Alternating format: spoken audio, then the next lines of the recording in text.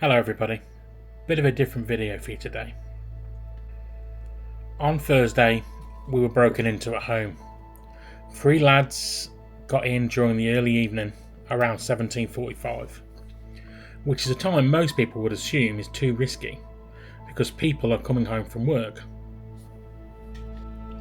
Thankfully none of us were in the house at the time, and that's the main thing.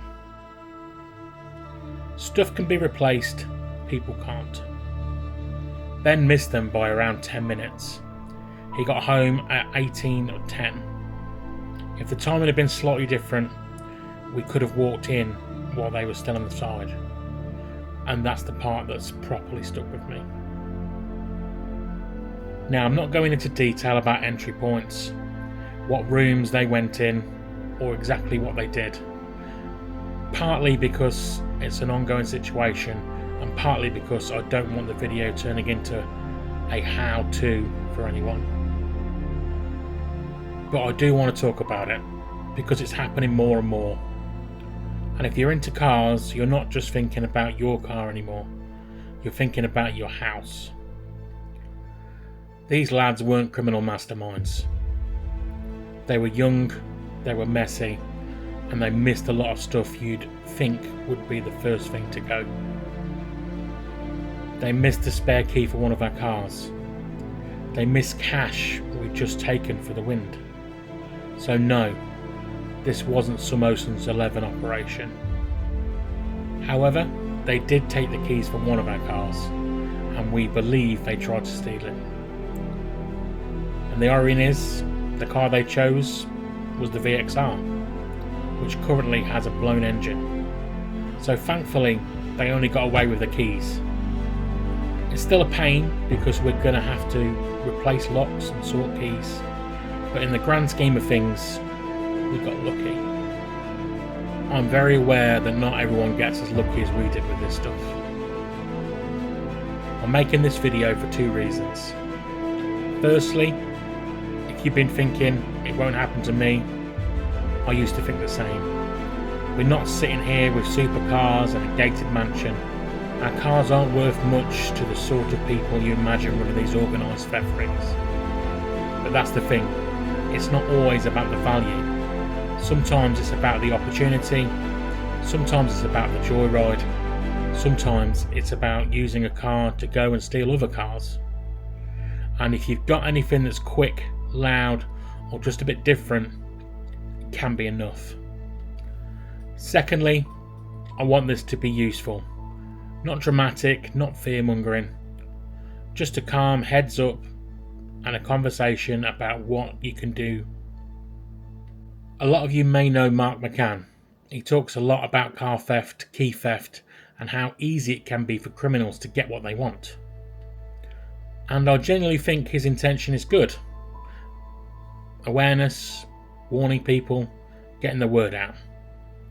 But I've also had this thought, and maybe you've had it too. Does content like this also show the wrong people just how easy it can be? I don't have the perfect answer, because the reality is, the serious criminals already know they're doing it every day.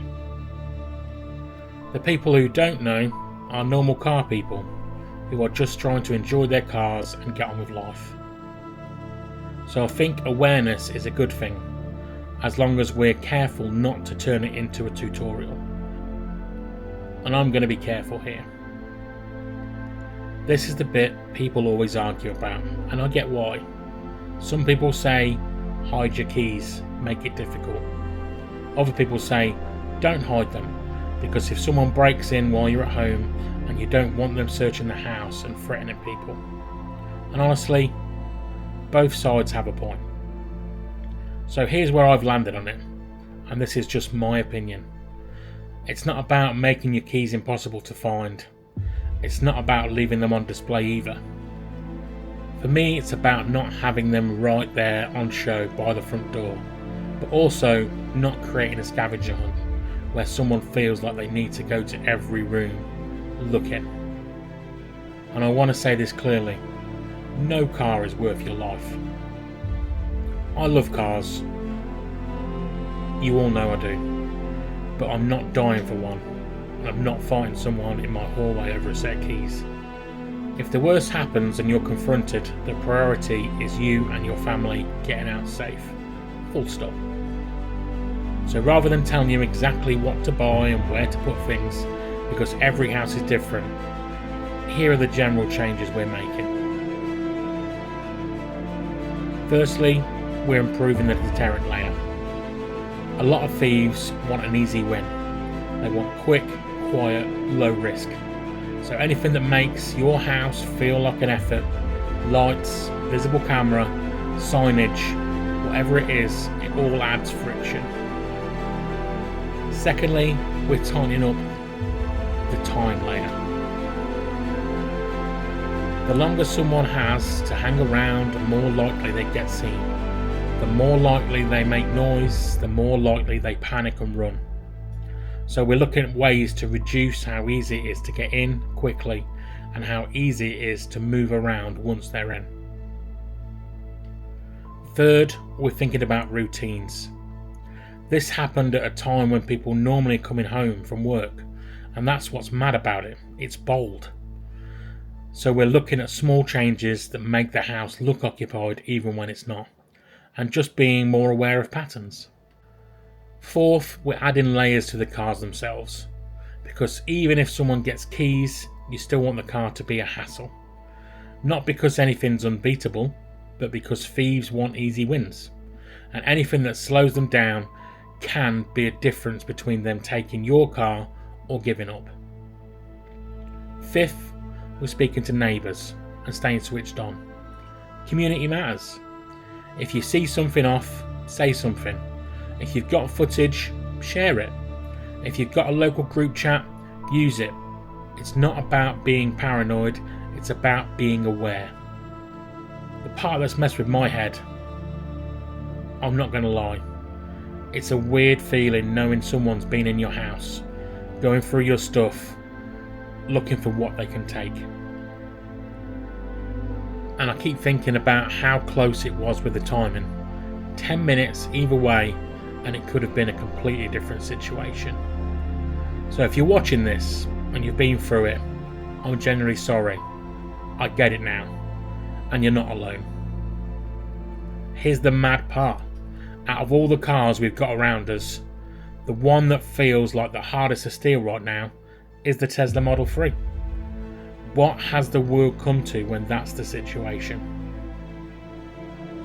So yeah, this video isn't here to scare anyone. It's here to get people thinking. If you've been putting off sorting security, please don't.